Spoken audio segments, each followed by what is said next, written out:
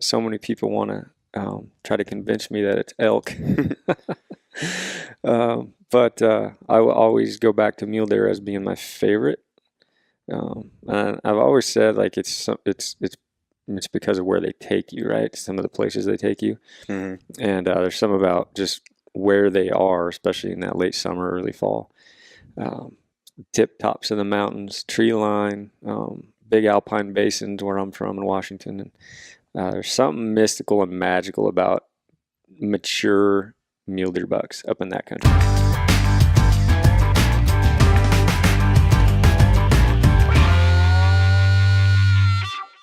Hello, everybody. Welcome back to the Hunt Harvest Health Podcast. This is Dr. Hillary Lampers, and I have to first apologize.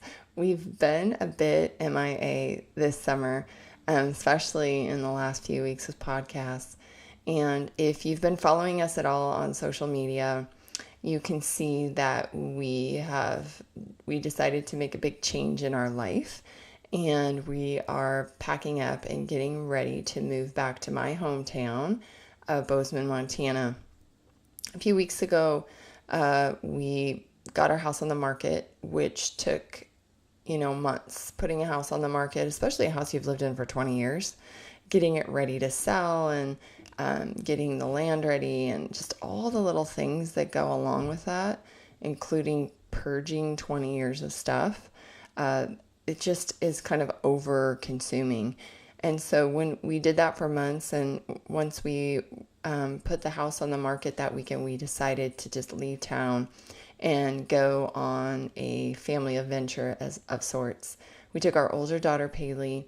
We headed up to one of Ryan's just basically family deer hunting grounds, and we spent 4 days in the backcountry. If you follow us on Instagram, I recorded it all on Instagram. It's in our highlights. You can see days 1 through 4 and how that all went about. And we ended up hiking in basically his area that he's hunted for years, burned down last year. And so we hiked through ash pretty much for days.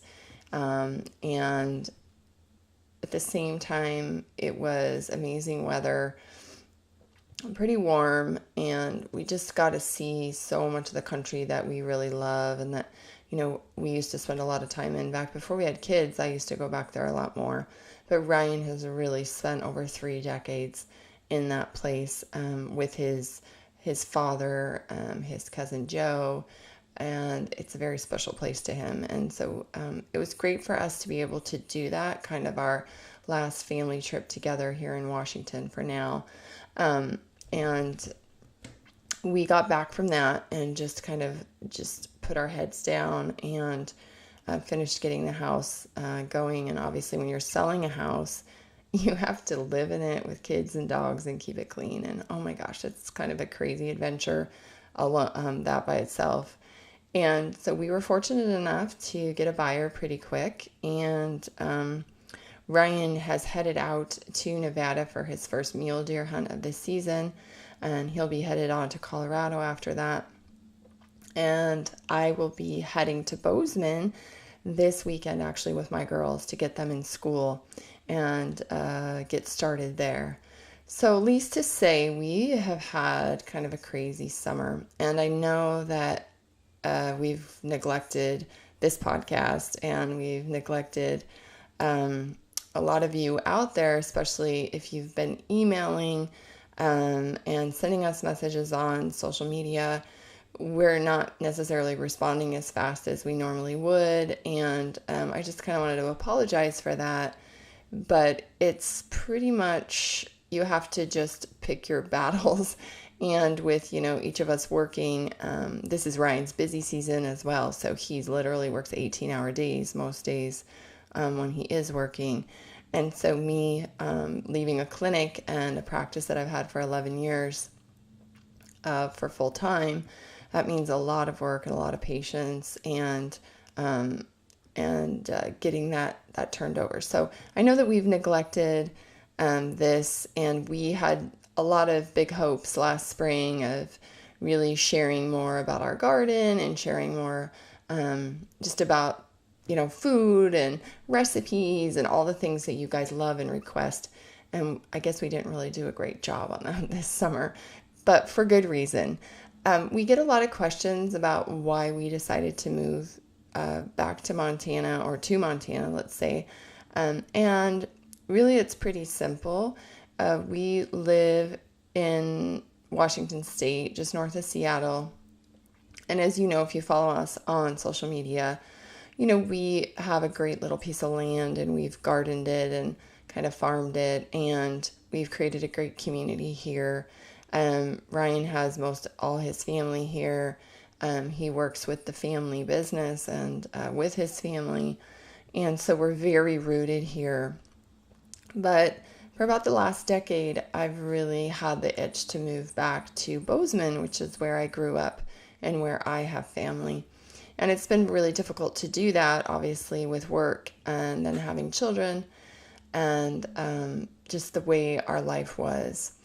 And I guess in part, we should thank you listeners out there and people who have supported us in the last 2 years, is because when we started doing Hunt Harvest Health, we just thought that it would be a side thing that we could offer good information to people. And what it's really turned into is a community of people like us that are health minded and people that are wanting to change their lifestyle, change their health, learn more about sustainable living, learn about where their food comes from. And that has helped us to grow as a community and as a platform. And so I think that realization that there is that potential out there for us has really helped us to see that we might be able to live anywhere we wanted. The other great thing about Bozeman for me as a naturopathic physician is I actually had a practice there for 6 years, a part-time practice. And I love Montana. It's my home. I've lived in Washington 26 years, but every time I go back, it just feels like home. I just feel better in the environment, and the slowness and the calmness and the peace and all that kind of stuff that really living in kind of a urban area, it's getting more difficult to find around here. Seattle is an amazing city, but it's growing at a rapid rate. And so we spend a lot of our life in traffic. We spend a lot of our life driving. And so we just wanted to change that. We wanted to slow down.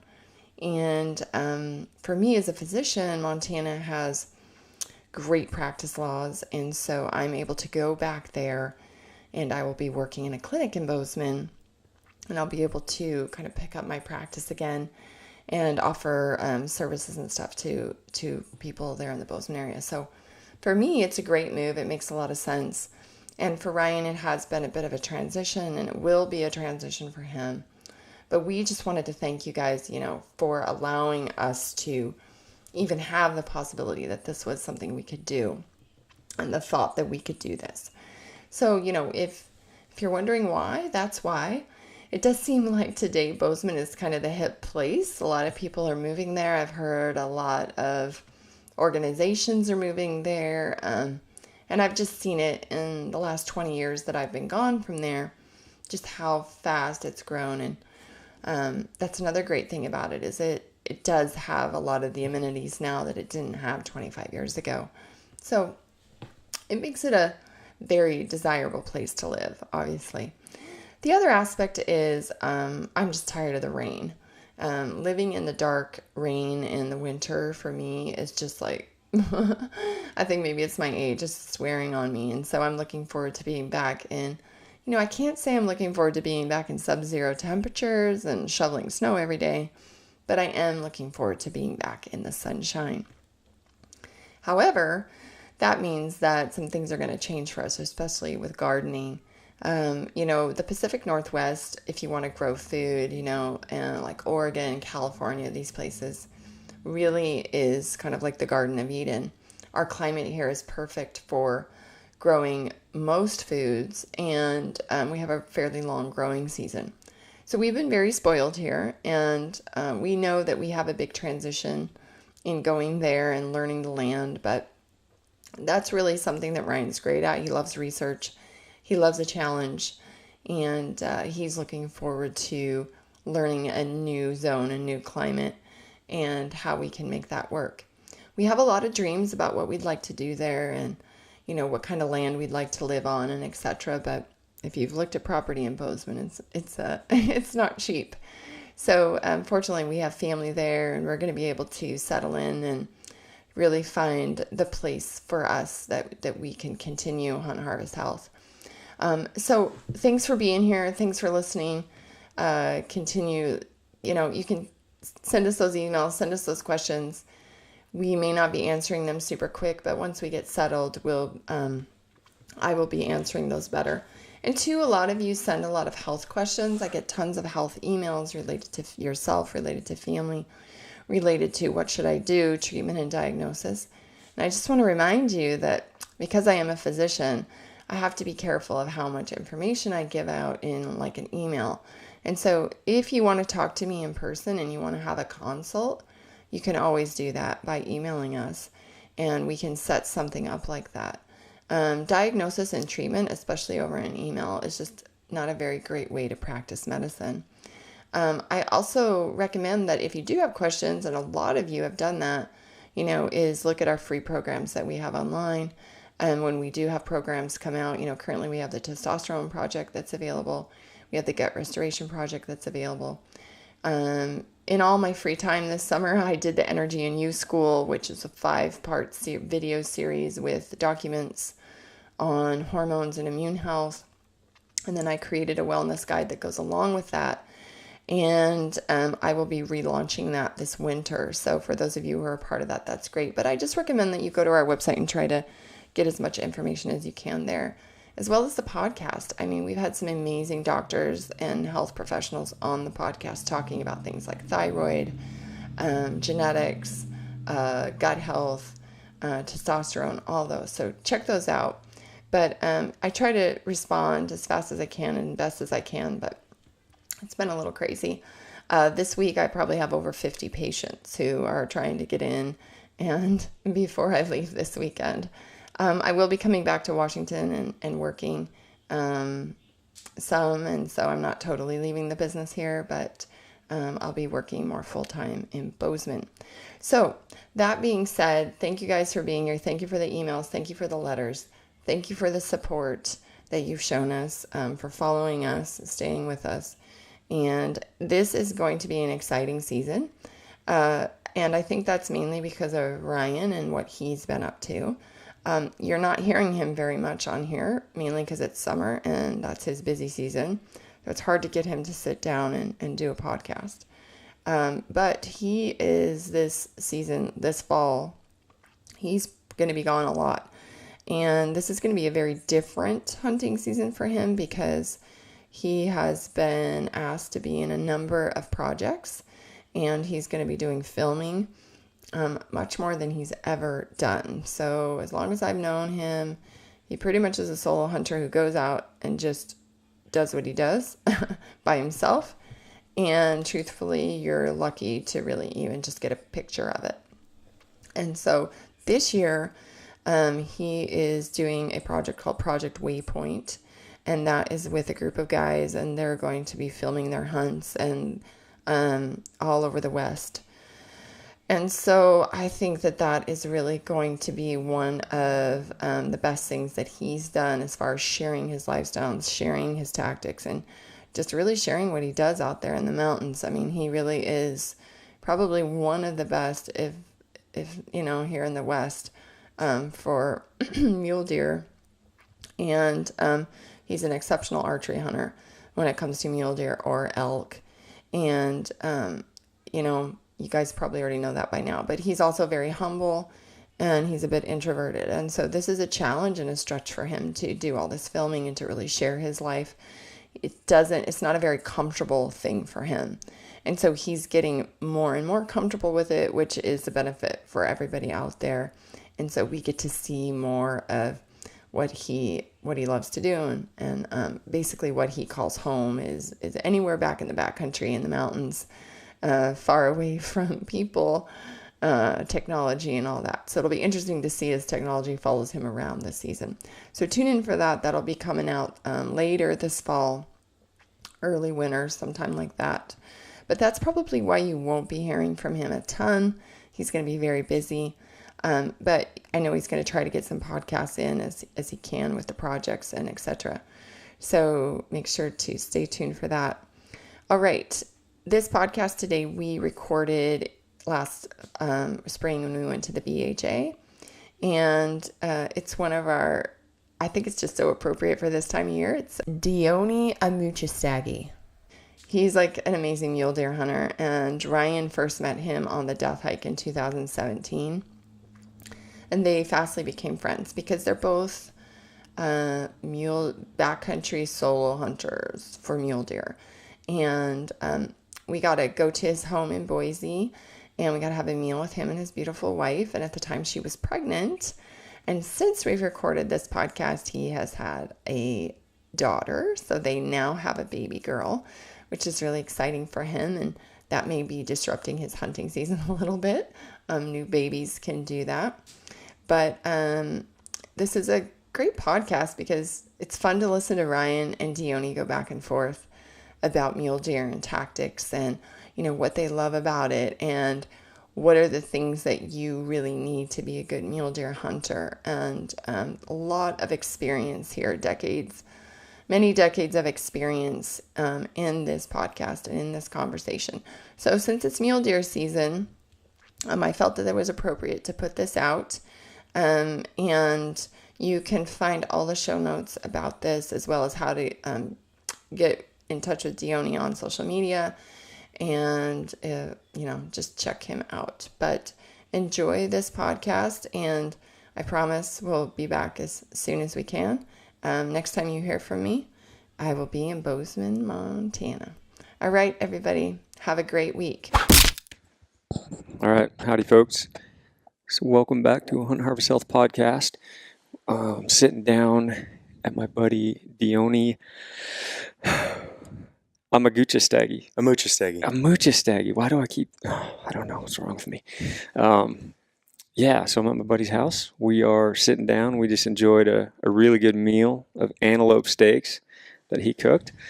Super good. Been wanting to get Dioni on for a while. We tried to get you on before. Down in Salt Lake. It just didn't happen.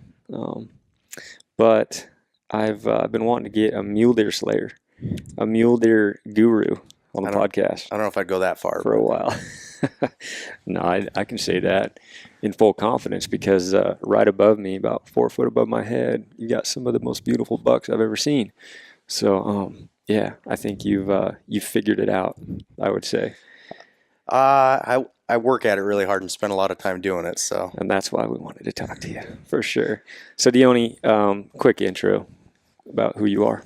Well, I born and raised Southern Idaho, and had too many hobbies for a significant part of my life, and in my early 20s decided I needed to dedicate myself to something, and really dove head first into trying to figure out mule deer, and dedicated myself to that, and spent a lot of time working at it and learning and trying to figure out backcountry hunting and just piecing it together as I go. Early 20s. Yep. So what did you do before that? A little bit of everything. I was into rock crawlers, riding dirt bikes. I hunted when I was younger, but it wasn't the main passion for sure. I've always loved it, but something just flipped a switch and decided that's what I wanted to do. I was good at a lot of different things, but I wasn't great at anything, and I decided I needed to try and really focus on doing one thing well instead of just kind of hopping around with too many different hobbies that I never really got good enough at. So. Right. So you've been here in Southern Idaho for your entire life. Mm-hmm. Not a bad place to be if you're a mule deer addict, I guess you could say. It's getting busy. There's a ton of people moving here, but there's still some opportunity out there for guys willing to work for it. Seems like there's a lot of areas to get away from people. Yeah. Not too far away from here. It can be done. For sure. Yeah, it looks like you found those places. So what What would you say it was about mule deer? Why not elk or bears or anything else? What was it about mule deer for you? For me, there was just something symbolic about it. Mule deer really seemed to represent the West and Western hunting, and just they were an iconic animal, and I was enamored with them. I'd never been good at it, and I'd never seen really big bucks, and I really wanted to figure it out. I'd seen a lot of elk before, and I'd seen nice bulls, but mule deer was just something. Mm-hmm. There was some magical animal that I had no clue how they worked or where they were, and kind of just chose that as my challenge. Now, had you ever attempted to hunt, like say whitetail down in the valleys or anything Never. like that? No. Never. So it was just seeing a mule deer and becoming enamored. Something Yeah. about it. Yeah, I know. I have a hard time explaining why it's mule deer for me too, because so many people want to try to convince me that it's elk. But I will always go back to mule deer as being my favorite. And I've always said like it's because of where they take you, right? Some of the places they take you, Mhm. and there's some about just where they are, especially in that late summer, early fall. Um, Tip tops of the mountains, tree line, big alpine basins where I'm from in Washington, and there's something mystical and magical about mature mule deer bucks up in that country. They're different. It's it's almost not doing them justice to call them mule deer, because everybody thinks mule deer are just mule deer, and there's does and there's little bucks, and then you've got really big mature bucks, and they're like a different animal. Yeah, completely true. I agree. So, have you elk hunted much? I've elk hunted a bunch. I've actually last quite a few years I've killed as many elk as I have deer. Yeah, They taste good. they do that. Yeah, the biggest downside to them, though, is they're heavy, especially if you're hunting by yourself. Yeah, yeah. So that's it's been a little bit prohibitive for me to Right. really get into it, even now, because I'd like to get more into elk hunting and do more of it, but I hunt alone quite a bit, and it's a limiting factor for sure. Do you hunt with guys on occasion? Periodically, yeah, I will, but primarily when I've harvested my last quite a few animals, I've been by myself. And why is that? Why do you think that is that you've decided to just go out on your own? I've had a lot of great experiences hunting with other people, but I've come to the conclusion that I don't like packing other people's critters out when I could be hunting. Yeah. And I like dedicating myself to the hunt, and it's cool to have that social experience. Mm-hmm. But I really wanted to get into just more of the hunting aspect of it. Yeah. Yeah, it's hard to. It's another thing that's hard to explain. Like, what do you get out of solo hunting versus having all your best buds up there with you, traipsing around and learning country and coming back to the campfire at night and getting to tell stories.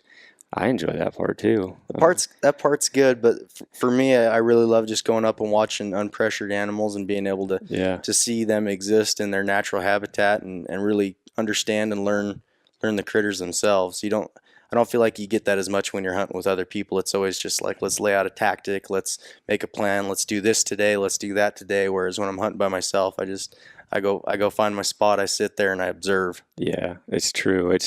There's none of that planning thing, which is huge. I've said that a bunch of times. It's like, especially if you got a guy side by side. You could have a guy at camp, but still you're kind of planning, like, I'm going to go here. Okay, I'm going to go here. And you don't want to try to hurt feelings, and you don't try to make a thing with that. But when you're by yourself completely, you go with your gut sometimes. Mm-hmm. It's like, okay, today I'm going to go molest this area over here. And this over here is unmolested. But tomorrow, maybe I'll go over here and check this out. It's almost a little bit selfish, but it's a way better feeling when you accomplish it, because sometimes maybe your buddy will be like, well, there's a big old buck over here. Well, then you didn't spot that buck. Mm-hmm. So you almost don't want to go for it. At least for me. I've noticed some of the best decisions I've made in the backcountry when I'm hunting. Like I'll have everything planned going into it, and then last minute I'll just have this gut check feeling, and I'll do something completely off schedule, like something off the script, and go into a different drainage, or I'll do something just a little bit differently because it just felt right at the moment, and that's where I found some of my best success. Yeah, I don't know how many times you be bopping up a trail, and it's like, I wonder what's over that. If I just climb up this, spend a half an hour climbing up this little face and looking over, and when you have a guy there with you, you may not want to explain why you're doing it. Yep. And if you've done it once and it was a waste of time, you don't want to do it again. But if you're by yourself, you may tend to just do it, fail at it, no big deal. Yeah, No skin lost, go do it again. And just thinking over while we were talking, my three best bucks were by just chance. I made a last minute plan change and did something a little bit different, and it just put me in the right situation to either find them for the first time or happen upon them right before I was going to shoot them. So. Yeah, for sure.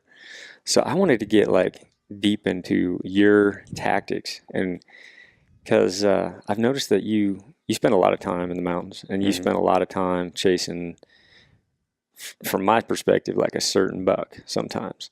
So you'll find one. So obviously you do some summer scouting. A lot. Yeah. Do you think that's the biggest key?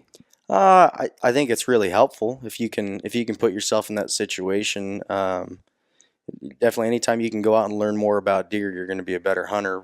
Whether or not you actually kill the deer you're looking at that day, just understanding how they work, what they do it's always helpful. And while you're up there, you're obviously going to be getting in better shape. You're going to be dialing in your backcountry system. You're going to be more comfortable in those situations, and you're always learning. At least that's the way I approach it. I like to think of myself as like a student of mule deer. Sure. You get to a point in hunting where the best things you can learn are directly from the animals, just observing them and trying to figure out how they work. I mean, I feel like there's a lot of science to gear. There's a lot of science to all your equipment and shooting. But the big variable is now and will always be the deer. They've got a say in how these things work too. And the better you can be at learning how to pick them off of a hillside, training your eyes, the better you can be at understanding what they do and why they do it, you're going to be a better hunter. Right. It's a skill that young guys sometimes they want to bypass. It's observing them to the point where you just know their habits and you know it inside and out. Yeah. And that's where those little gut feelings are. They happen. They're just like, oh, I've seen this so many times. Like this type of mountain, generally it would feed in this type of area. Generally it would bed in this type of area. You can't really pick those up in a book. You can't really even pick those up in a podcast or somebody trying to lay out what the perfect mule deer hill is. But when you're up there and you've seen it enough, and you obviously you generally know your area, those things just happen. Yeah, it seems like your subconscious is way better at making those decisions than you are. Yeah, that's probably the toughest part to get through to people who are just trying to learn hunting. I know I had a guy who was one of those adult onset guys, wanted to just pick it up, start learning hunting mule deer. And I had the hardest time, even though he was right by my side, explaining why I was here, like when they asked that question, and why am I looking there, and why am I doing this and that. And sometimes I don't know. I'm like, I have no idea. Yeah. But it's just done it so much that this feels right. So that and the decisions, the why, that stuff, it's all learnable, but there's a lot of things that you got to train yourself up to, like just being able to spot deer. I've taken a lot of new hunters out, and that's one of the things that's always an eye opener for me anytime I go out with someone new, is just how hard of a time they have picking out a deer on a hillside. It's something that's learned. I actually have fairly poor vision, but I've trained myself to be able to pick deer out fairly well, and that's a learned skill. And I don't think a lot of people think of that as a skill, but that's something you develop. Right.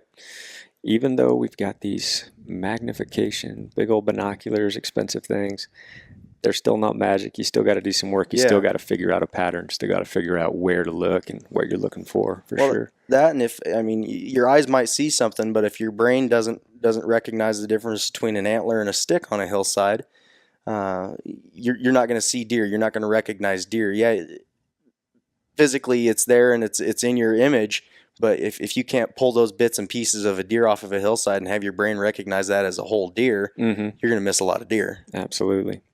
So let's talk about your scouting. How does that start off, and when does it start off?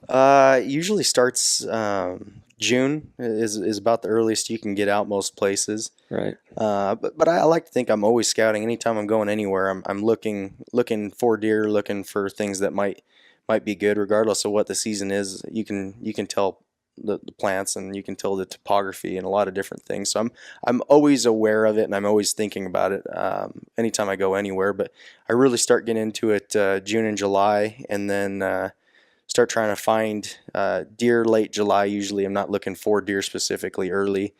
And then through August, I'm definitely trying to weed out certain deer and get more specific. And then as September comes around, that's when you're really trying to dial in the bucks that you've got picked out and figure out what they're doing. E-scouting. Do you mess with that at all? Are you more of a boots on the ground type guy? Boots on the ground. Yeah. I've spent a lot of time on Google Earth, and I can't get it to zoom in far enough to find a deer. That is a problem. So I've never seen one on there. yeah, I can't find them. Yeah, I mean, obviously there is a big, it's a good tool to use. I use it quite often for, say, learning another state like Nevada or Colorado, and just looking at the topography that I'm going to be going to, and looking at certain ridges, and probably more so with bow hunting than anything else.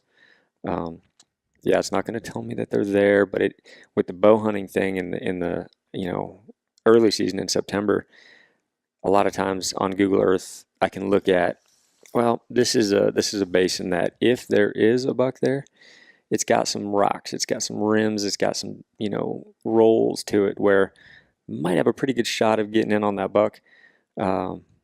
Maybe not as much as of an importance when it comes to rifle hunting, but I do use it on occasion. But there is absolutely nothing like boots on the ground. Yeah, and I mean, I'm sure it's a skill like anything else. I've just never been consistent enough with it and put enough effort into really figuring it out. It's just it hasn't been the most useful tool for me, anyways. So, are you a guy that just like takes a weekend, working during the week, takes a weekend, heads up for 2 days, overnights it, scouting? Every weekend. Every weekend. Every weekend. All through July, all through August. Yeah. Last year it was I think last weekend of June.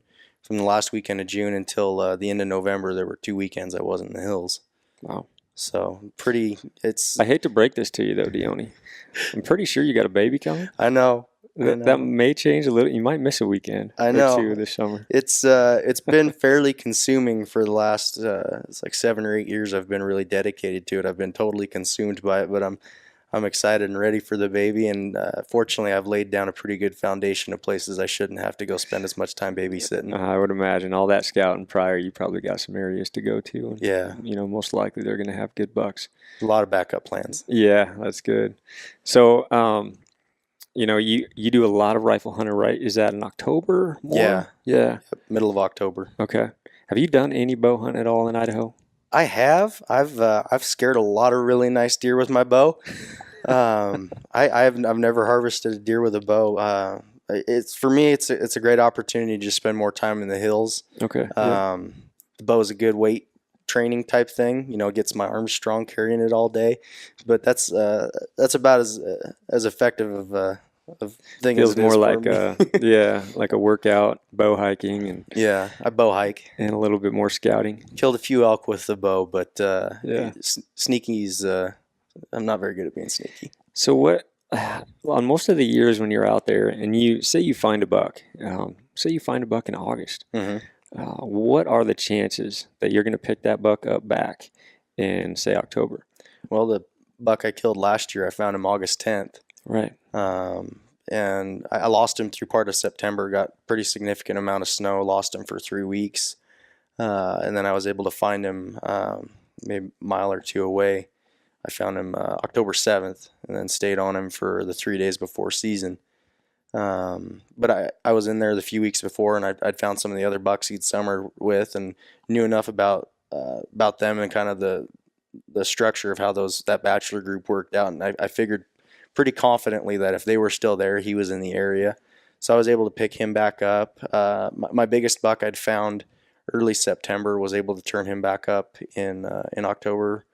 And then another buck I killed a couple years ago, was able to follow him all the way through the entire summer, and then killed him late October. So I've been pretty fortunate finding him again. You just have to kind of understand that things are going to be different come October. They're going to be in a little different area. They're going to use that area differently.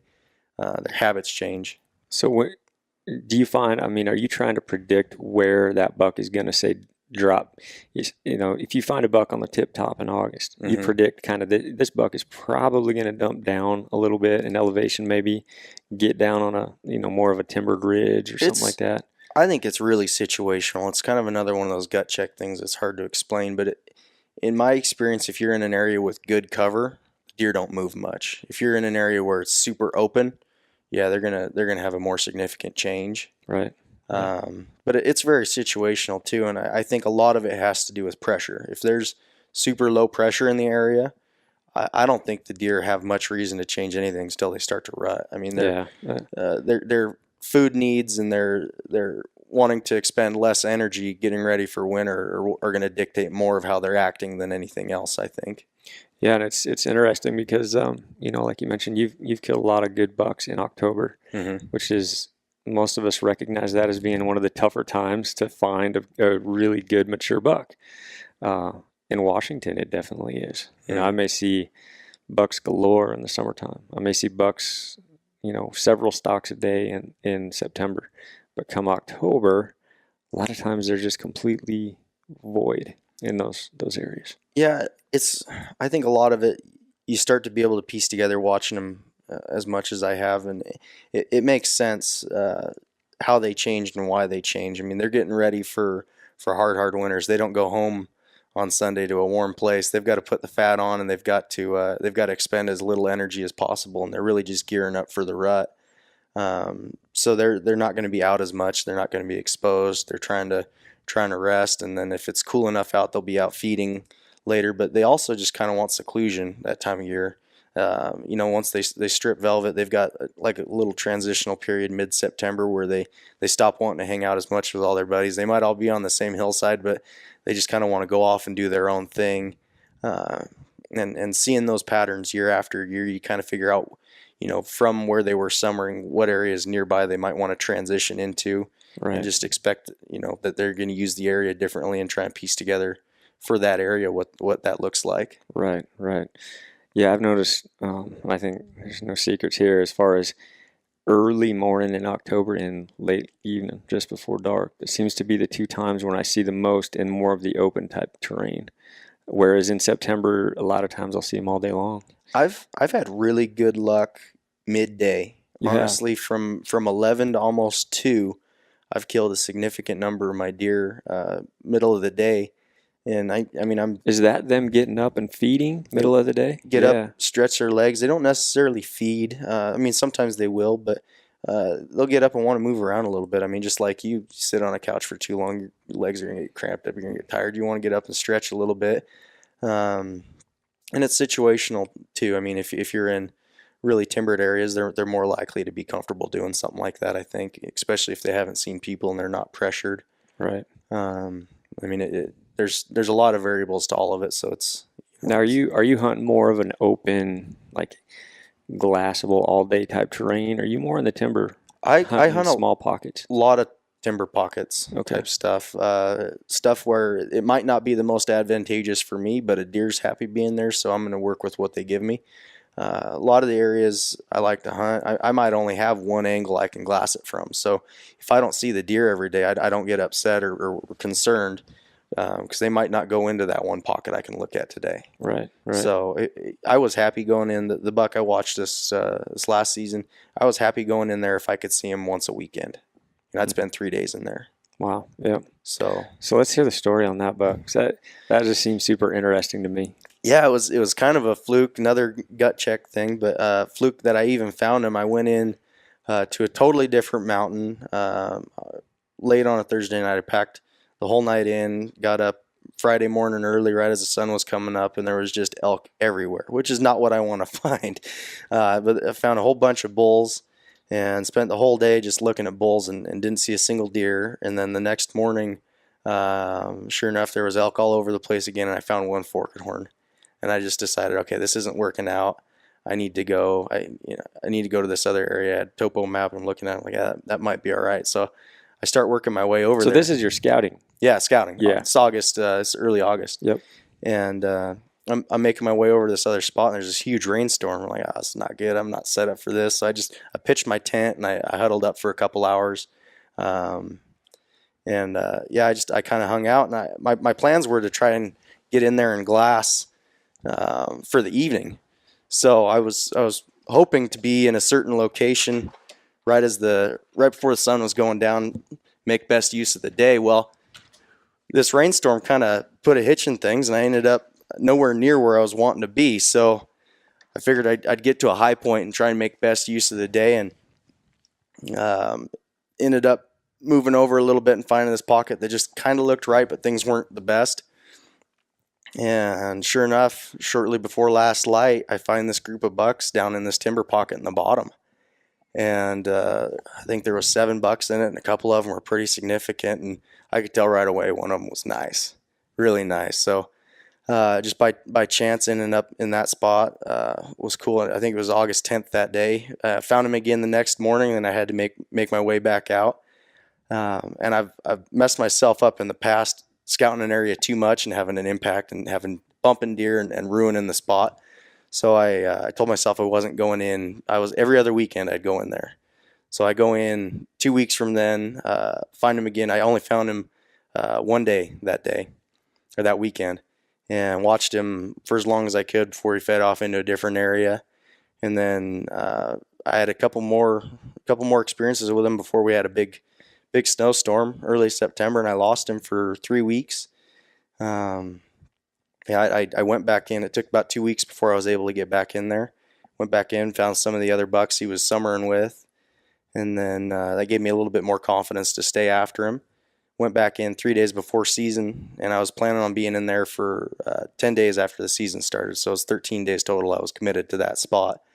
And I was just going to slowly work my way in if I didn't find him. Well, sure enough, I found him the first day, and I watched him sun up to sundown for 3 days, and I knew fairly well what he liked to do and his habitations, and I found him opening morning just after 9, which is exactly when he usually show up, and I knew about where he was going to bed, so I'd let him walk over into his bed and lay down and set up right there and shot him.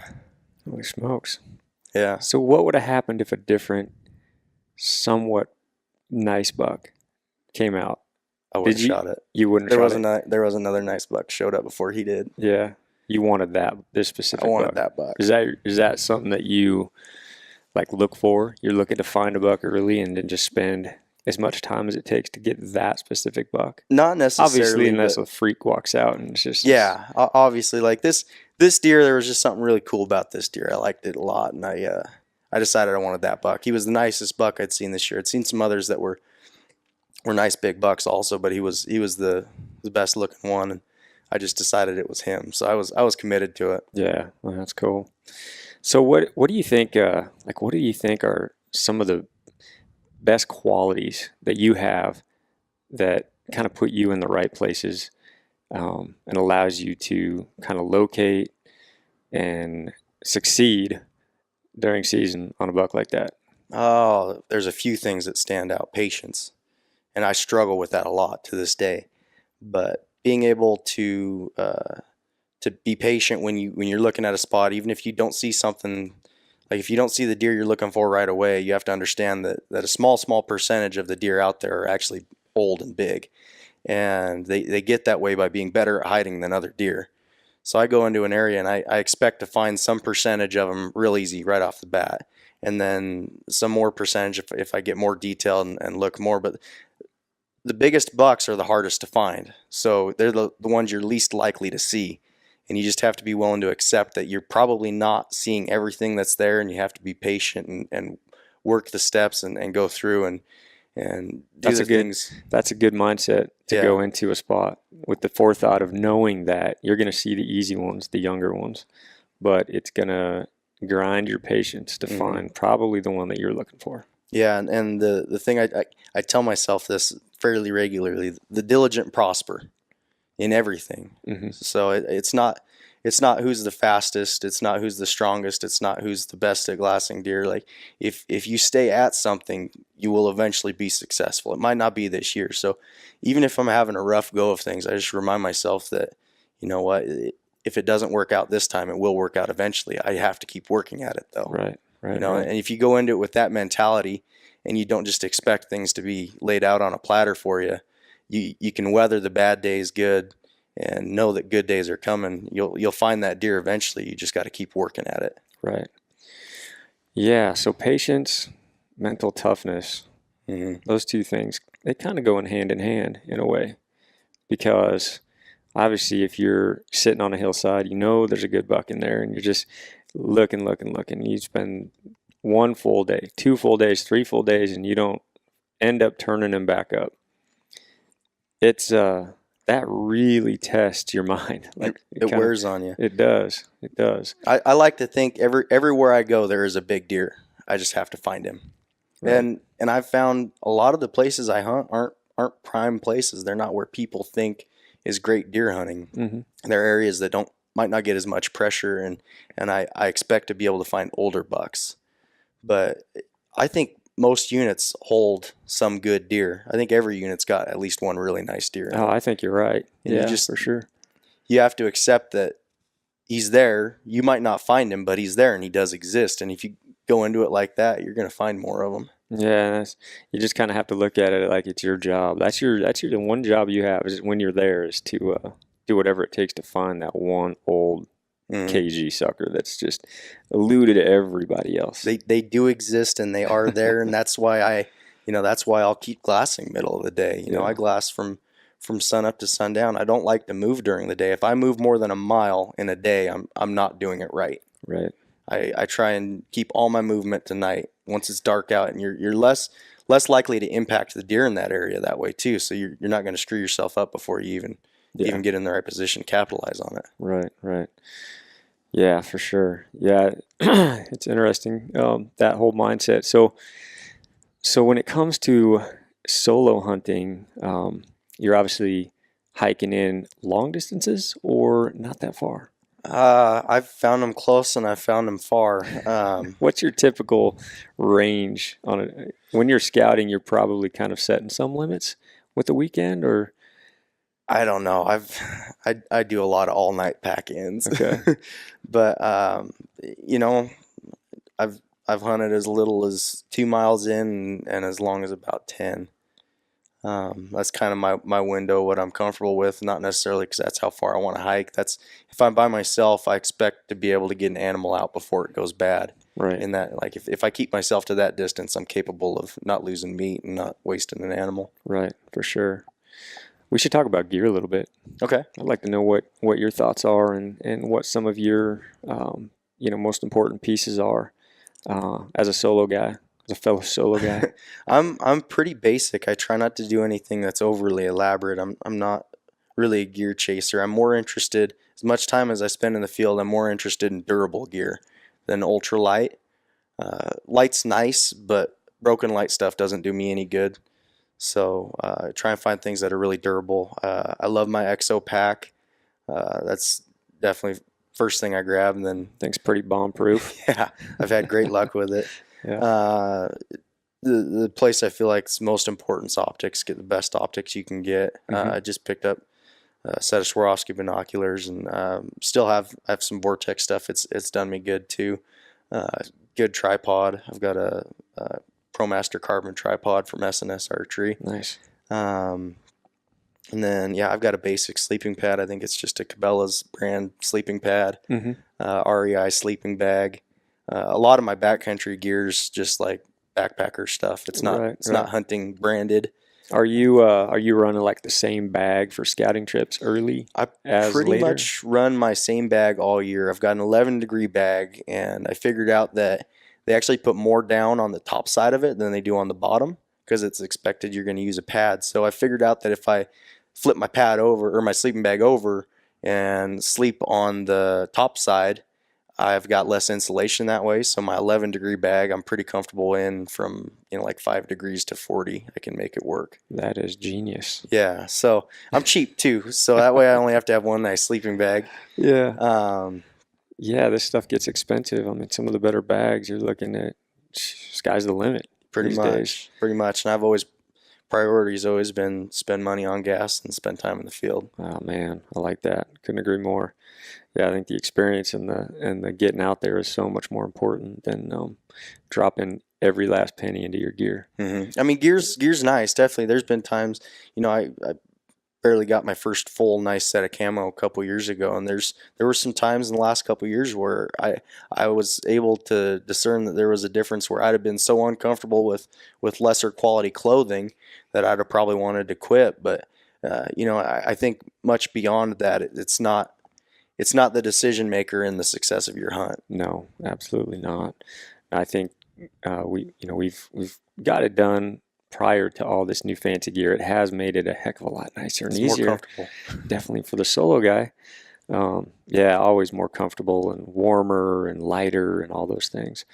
It is intimidating though for a young guy who's just wanting to get into it. If you were to go in and try to like purchase everything at once, can you imagine? Well, I mean, I like to add a piece, maybe a couple pieces every year if there's a big benefit. But really, and everybody's heard buy once, cry once, but it really is true. You do have to kind of invest in pieces that'll last you. Yeah, and though for the guy who's just getting into it, I was super intimidated when I started too, and it was so foreign. Like nobody I knew hunted like that. Or I had a couple friends that had done some hunting like that, but it wasn't really blown up like it is now, and there wasn't as much literature or information available. And I flat out couldn't afford everything. I think I bought most of my gear for a couple $100. I bought it all off Craigslist. It was just used backpacking gear. And I was still successful. Right. It was harder and less comfortable, and everything was heavy, but I decided that was what I wanted to do. I was committed, and that was the end of it. I was going to make it happen, nice gear or crappy gear. Yeah, for sure. Yeah, what is the tent that you're running? Are you a floorless guy? Or are you a? I actually just stepped into my first nice tent. Everything else has been like really heavy, not very nice two-person tents. I just got a 6 Moon Designs. Okay. And I don't know if I could even tell you what the model name on it is. Yeah. Freestanding? It's Trek and Pull tent. Okay. Gotcha. It's got a little, it's got the bathtub floor, so it should be decent for keeping rain runoff out and mice from running across your face. Yeah, that too. That too. Yeah, there's a big floorless craze out there right now, and I could definitely see some huge benefits for certain times of year. I also see some detriment.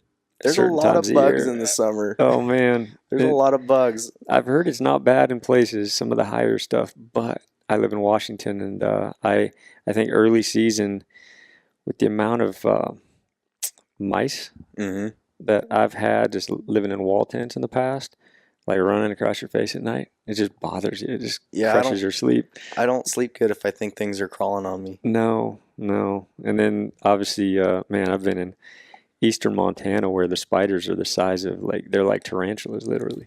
And for whatever reason, I've been in places where they're just everywhere. And it's like you could squash 10 of them, and you look around, there's like 20 more. And sometimes I like my my floored tent. I mean, it's not as comfortable and definitely sucks when it rains and you get wet. But also, on the other side, with the floorless, I see a huge benefit, definitely with late season stuff and areas when it's just pouring down rain. Sometimes our elk hunts in Washington are like that. You get a full week or two of rain up there, and the bugs aren't necessarily a big issue. So it's so nice to have that stove. There's a lot of appeal to being able to dry your stuff out. Absolutely. I can't tell you how many times I've strapped on frozen boots in the morning and just felt like, man, why am I here right now? Yeah, just working like heck to try to get that boot on in the morning that's something that it just sucks. But yeah, I could definitely see late season stuff. We used a floorless in Montana last year, late season, and I loved it for that. And it was like, because it was just kind of the terrain that lent itself to it. Like the topography was great. I was actually able to find places I could lay it out and decently flat. I didn't have to dig anything out. And it was roomy and it was warm and all that, and it was great. Yeah, that's a good point though, and I really, there's a lot appealing about a big teepee tent, but there's a lot of places where, I don't camp in the area that's most comfortable for me, or like the best situation where I could stay. I try and camp wherever I'm not going to mess up the deer. Like try and take into account which way the winds are blowing, and make sure that my scent or my presence is never really announced to them. So I sleep in a lot of horrible spots, and there's just not room for a big tent a lot of times. I just can't find a good place for them that's not exposed. Absolutely. Yeah, I've mentioned the hubba many times. I've used that, and just because it's so dang skinny, and that skinniness factor, sometimes you have to dig a little bit with it, the back of your boot, kind of kick that bed out a little bit. But for the most part, you can stick that thing anywhere. Mm-hmm. And if you're glassing a ridge late at night and you don't want to have to dump down into the bottom to find a nice flat spot, I mean, you can throw a, one man, little skinny, or not teepee, but tent like that MSR hubba. She didn't put it anywhere. Yeah, It's decent flat. I've been on scouting trips where I've slept in buck beds because it was the only flat spot on the hill. Yeah, exactly. And that's something to think about, especially early season where you might not need the comfort of the stove or extra space. Yep, absolutely. Are there any little gear pieces that you think you use, maybe that nobody else thinks about, nobody else is privy to? Man, I'd have to think about that a little bit. I do a lot of things that are somewhat unique, I suppose. Live and die by baby wipes. Those are clutch. That's no secret. I think a lot of people are doing that. Yeah, my cousin got me onto these like goat milk wipes last year. Mm-hmm. Pretty awesome. Because you actually wash your face and like wash your hands. And it's a big morale boost. Yeah, it's nice. Definitely. I've never even thought about it until he. I thought he was a big wuss when he brought those into the mix, but no, I love them now. Gosh, yeah.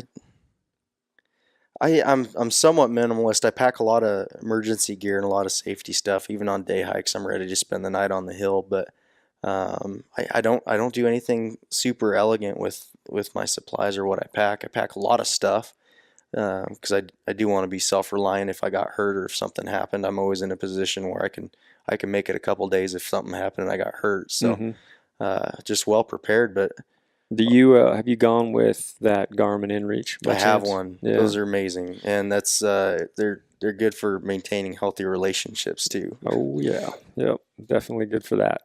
Yeah, that's almost one of the most important pieces in my pack. Yeah, and I never thought I'd even want one prior to having one. Yeah, before I got one, there was a lot of uncertainty on my wife's part, and she wasn't always happy with me going out by myself. Some of the places I'd go, and I did tell her stories when I got home, and that didn't help anything either. But just being able to check in is huge for me and for her. It makes me sleep better at night, right? Knowing somebody knows where I'm at. Yep. Yeah, and I think I've said this before too, but I use that thing for weather a lot, especially on those extended solo trips where. My looking at NOAA before I went in, you can only see like 4 or 5 days out. Mm-hmm. But if you're in there up to that point, and obviously a lot of times the weather changes daily, it is nice to reach out to a buddy who you trust that's not going to give your coordinates to the world and check in with him and see what maybe the updated weather report is telling you for the following day or the next few days. So I've done that quite a bit also. Yeah, really important. Definitely love it for that. What else? What else are you a GPS guy or are you running like Onyx now for mapping? I have the most basic. I use the map program off of the InReach. Okay. Just the super, super basic topo map. Basically, if I can tell where I'm at and see what kind of mountains I got to go over to get somewhere, or if I end up completely far and away from where I was planning on being, just how to get back the easiest ways, all I'm looking for. I've carried a lot of paper maps too. Mm-hmm. I'm a big fan of paper maps. So cool. Yeah, and you probably know a lot of the country you've already scouted out. Mm-hmm. You're not going into somewhere completely new and foreign by the time hunting season rolls around. So I end up a long ways away from where I plan on being sometimes. Though. Yeah, always bound to happen. What are you running for food? What's your go-to? I'm super, super basic on food. I don't do well with a lot of the dehydrated meals, so I try and limit myself to at most one of those a day. Mm-hmm. And I halfway don't eat a lot. Sometimes I'll just do fasting while I'm out. But I try and do a lot of fat type foods. So I'll eat a lot of pepperoni sticks and recently trying to incorporate more like coconut oil and just a mostly fat diet. I'll even pack cheeses in sometimes. Mm-hmm. Mm-hmm. Energy dense stuff that'll fuel me for a long time when I do eat. Some mornings I'll have oatmeal, but even like last season, the 3 days before I killed my deer, I ate almost nothing. We have a lot of fat reserves. More of a man than I am because I am a food junkie up there. I get upset stomachs fairly easily, and a lot of the prepackaged foods don't sit well with me, so I almost feel better just try and stay really well hydrated and eat a minimal amount that's really calorie dense. Mm-hmm. Mm-hmm. So I don't think I mentioned this, but where we met was on a big old hike last year Mm-hmm. on that death hike. It was a big 40-mile hike that we were on. You carried me the last like 5 miles. No way. No, what was I don't remember what you were eating on that. I had pepperoni sticks. Pepperoni sticks and sunflower seeds, and I'm watching everybody taking salt tablets, thinking, man, that seems really smart right now. Yeah, I think we threw a couple of those at you at some point. Yeah. But you did just fine with pepperoni sticks and sunflower seeds then. I think I had a whole elaborate concoction of homemade bars and dehydrated fruits and oatmeal with, hodgepodge of stuff in there. And I was still suffering. But Yeah, I think I had some plantain chips midday too. did you? Yeah. Splurge with some plantain chips. Yeah, then Fasting while you're hunting. then That's while crazy. we hit Black Lake and I pulled out my jet boil and everybody's looking at me like I'm crazy and I made a pot of coffee. Yeah. Oh man. Yeah, that's right. You gave me some. That was a good point. That was like the 20-mile mark or something Something like that. like that. Yeah, coffee tasted real good about that point. Yeah. But yeah, so that was where we met. That was a fun trip.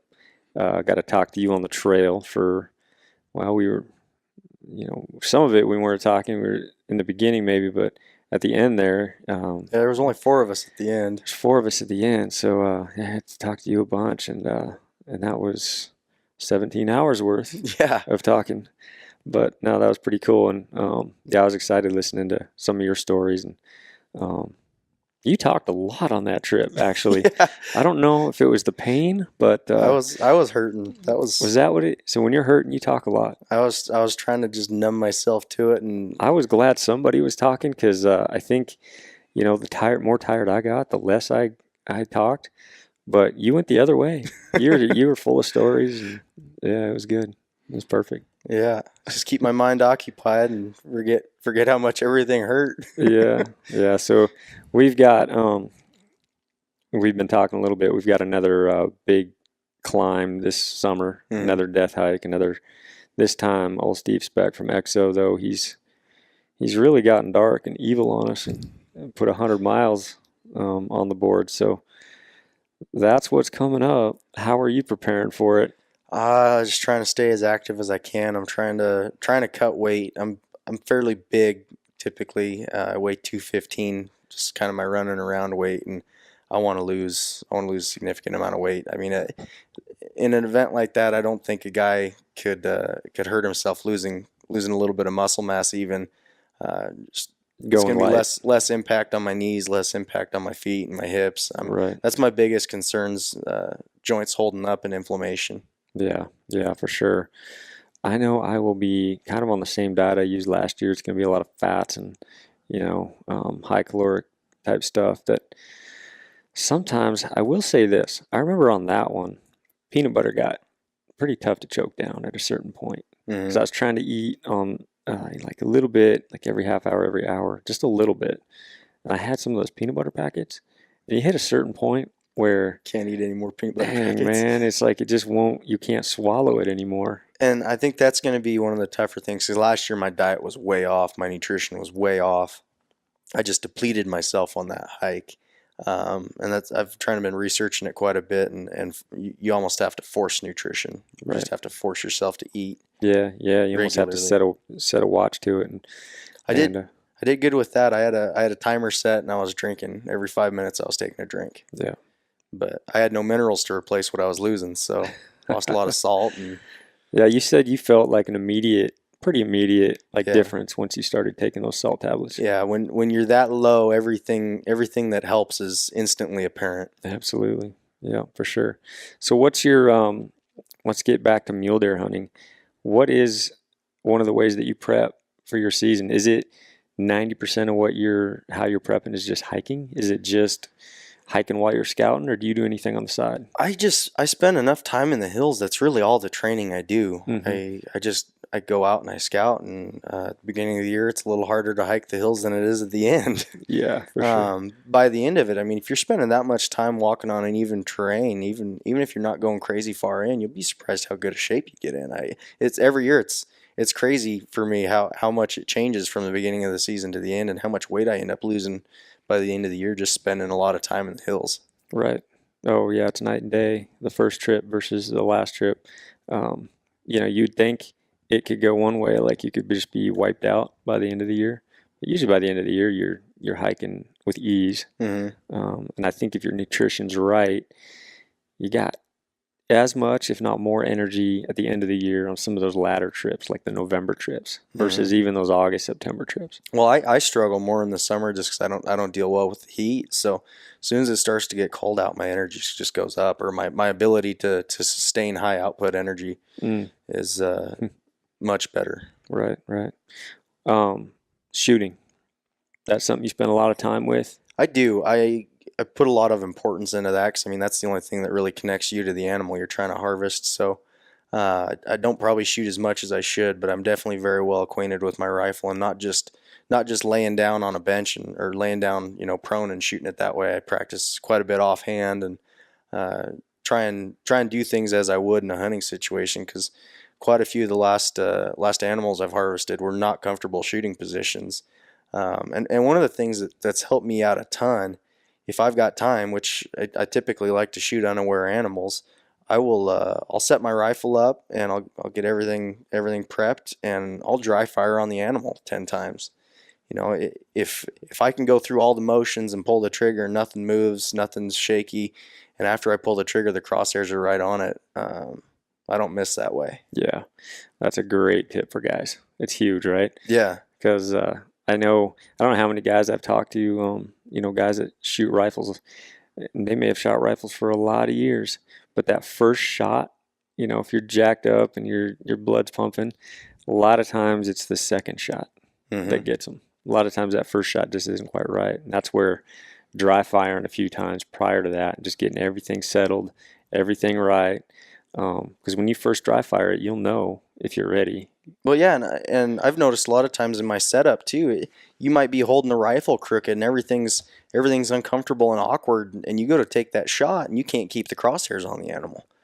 Well, there's no guarantee you're going to do it right when you do have the bullet coming out of the barrel. So right. if something's wrong in my setup and the animal's not aware, I've got all the time in the world. I need to take the time to make one good shot. Right, for sure. Yeah. I'm glad you brought that up. It's a great tip. I think a lot of people have probably never probably done that or thought of it. Just do the dry fire thing. But it's not necessarily intuitive, and I think it's so easy to get wrapped up in the moment, and that's one of the things that helps me with scouting as much as I do. Is I've watched that deer, I know what he's going to do, or I have a pretty good idea anyways, and I'd never like to feel like I have to shoot it right now because this is my only chance. I would much rather let a deer walk away, find him the next day, and kill him in a good situation where the odds are in my favor. So for me, it takes a lot of the pressure off, where I'm not rushing a shot anymore. It's like, okay, that deer, he'll be back tomorrow. Like if the situation's not right, or I can't get to the range I like, I am totally comfortable walking away from it. right. And when you come into it like that and you're that relaxed, you set yourself up for success that way. So if you were telling somebody, like, what would be your effective range with a rifle? What rifle are you shooting, by the way? Is it? I've actually I shoot a 30-06. We'll start with that, and it drives some of my friends nuts. But I've got a custom Hell's Canyon Armory 30-06. It's the only one he's made. I'm trying to sell a bunch of them because it drives him nuts building 30-06s. But yeah, and it shoots incredible. It shoots better than I do, farther than I need to shoot. And I think I could hit a deer-sized target easily around 800 yards, but I don't want to hunt that far. I still feel like 400 and in is my happy range. I really want to get that close just because I am so confident. I can walk away from this animal and find him again tomorrow, and I want 100% shot. I want that shot that when I pull that trigger, I know what's going to happen on the other end. Yeah, there's no surprise. Yeah, I don't have to worry about the wind. I don't have to worry if my bullet's going fast enough to operate properly. Right. When my bullet gets there, it's going to do what I need it to do, and I don't have to worry about a lot of other variables that people do lose animals over. So once you pull that trigger, if you make a bad shot, your odds of finding that animal ever again are way, way down, even if you don't kill him. Yep. Yeah, no doubt. I think I'm right there with you. I've kind of always limited myself, preferably 300 yards, but it's like 400 yards and in, and a full, supreme confidence. Mm-hmm. Beyond that, for me, planking and whatnot, sure, but it just seems like I should probably get closer. Yeah.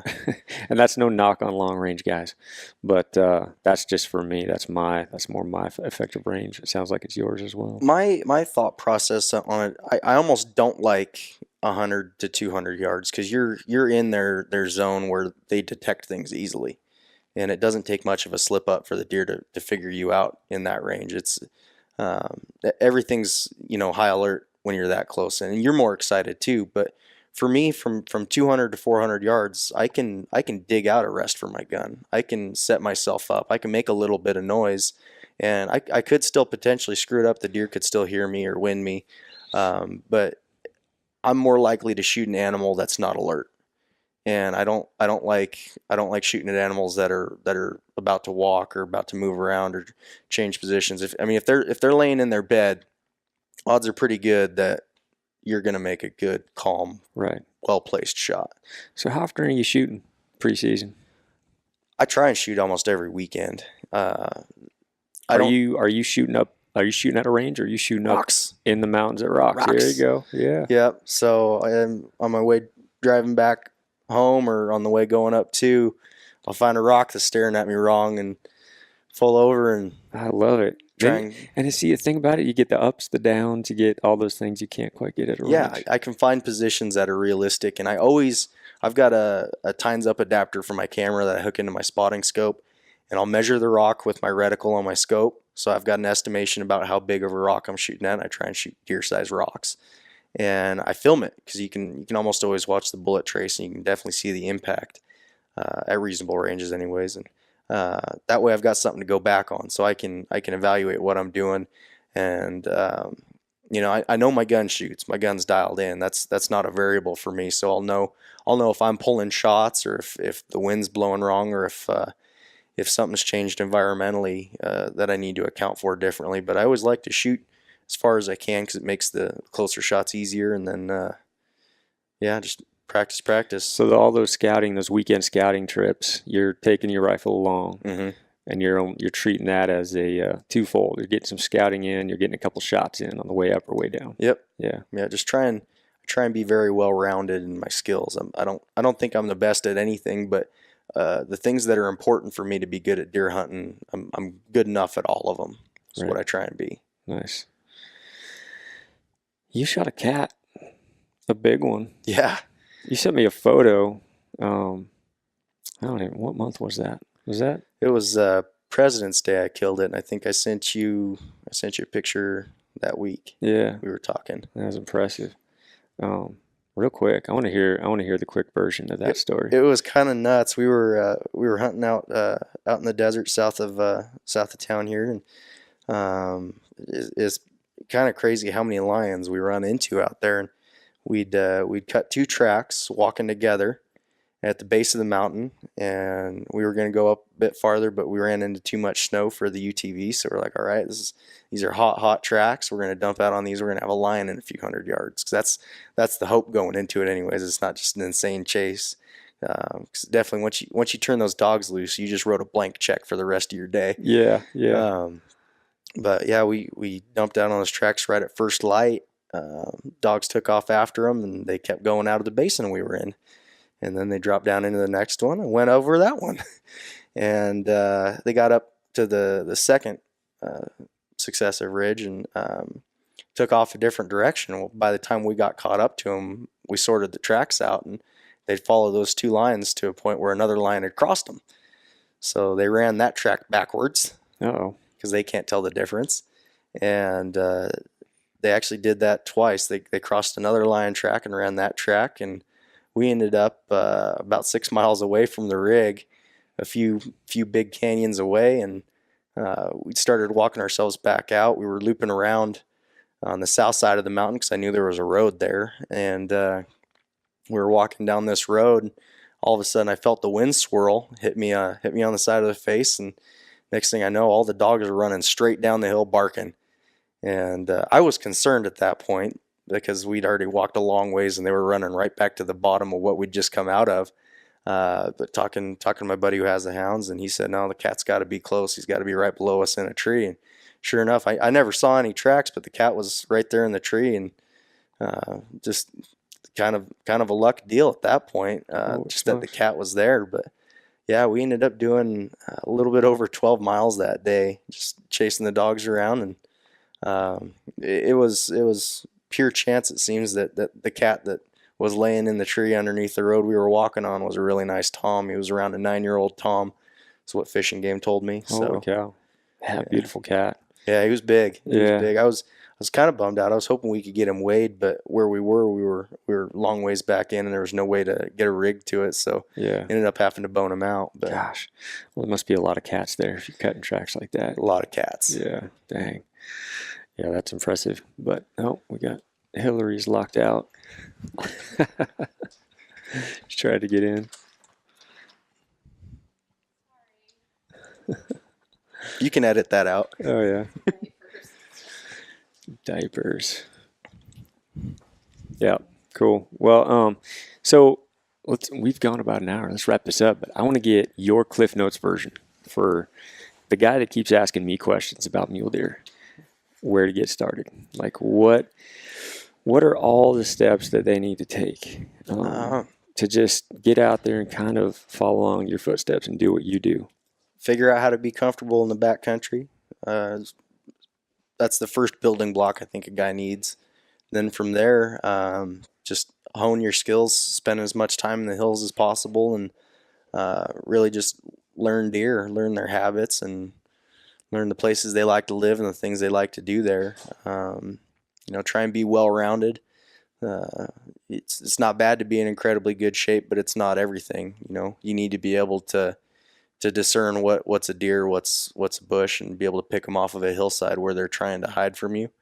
And just go into it with that approach that you're trying to be good at every step of it, and not just key in on one thing. Mm-hmm.